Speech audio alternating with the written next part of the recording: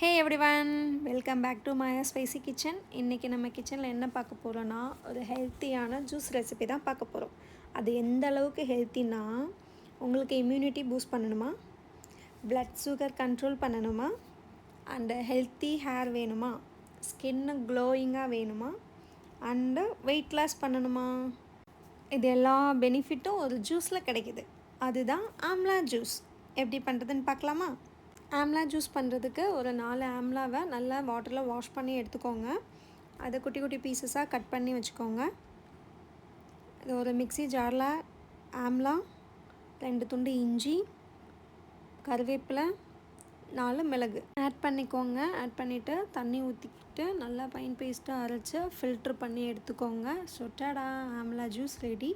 டெய்லியும் குடிச்சிங்கன்னா ஹெல்த்துக்கு ரொம்ப ரொம்ப நல்லது. ஸோ நெக்ஸ்ட் வீடியோவில் பார்க்கலாம். சப்ஸ்கிரைப் பண்ண மறந்துடாதீங்க மக்களே. டாட்டா.